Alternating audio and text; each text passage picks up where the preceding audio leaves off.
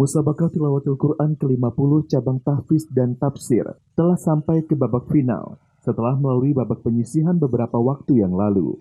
Kini tersisa sebanyak 8 finalis yang mengikuti tafsir Quran 3 bahasa, yaitu bahasa Inggris, bahasa Arab, dan bahasa Indonesia, yang pada tahun ini hanya memperlombakan tafsir Quran 2 bahasa, yaitu bahasa Arab dan bahasa Indonesia.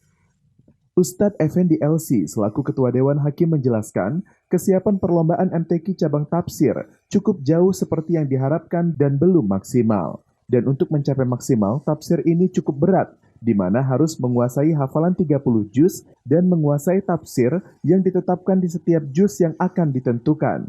Keikutsertaan para peserta di tahun ini lebih banyak daripada tahun sebelumnya, khususnya tafsir dalam bahasa Indonesia. Beliau juga menambahkan untuk kriteria penilaian dilihat dari tahfiz akan dinilai dari tajwid, fasahah, dan tahfiz 3. Sementara untuk tafsir akan dinilai dari mufradat, korelasi ayat dengan sebelumnya, tafsir dari ayat tersebut, dan hikmah keterkaitan tafsir tersebut untuk kehidupan masyarakat. Bismillah, alhamdulillah, salatu wassalamu ala rasulillah, amma ba'du.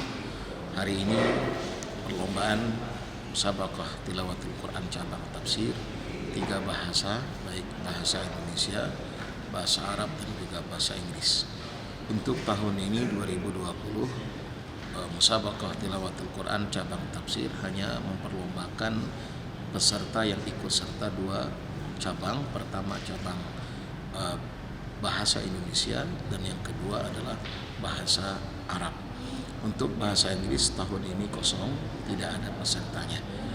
Kemudian yang kedua, kita melihat setelah beberapa peserta tampil dan menjawab atas pertanyaan yang kita ajukan, untuk di bidang tahfiznya sungguh memang sangat jauh, belum maksimal yang kita bisa dapatkan dari setiap peserta, karena memang tafsir ini cukup sulit dalam pencapaiannya, karena dia harus hafal 30 juz dan sekaligus menguasai tafsir yang sudah ditetapkan juznya.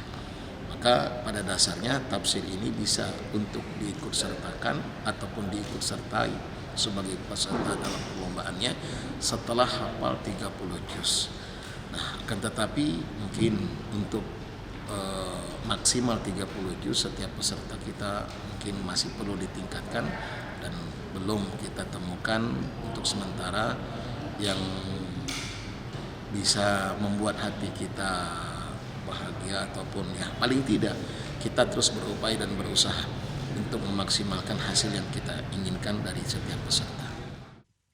Ia berharap kepada para mufasir dan mufasirah agar dapat meningkatkan kualitas dan memperhatikan segi hafalan dan penguasaan tafsir, serta memaksimalkan dalam pengkajian dengan syarat menguasai dan mampu menghafal 30 juz untuk bahasa Arab, 30 juz untuk bahasa Indonesia, dan maksimal 11 juz untuk bahasa Inggris. Nadia Anggraini, Ana Yahya, Dedi Rahman melaporkan untuk Gemilang Televisi.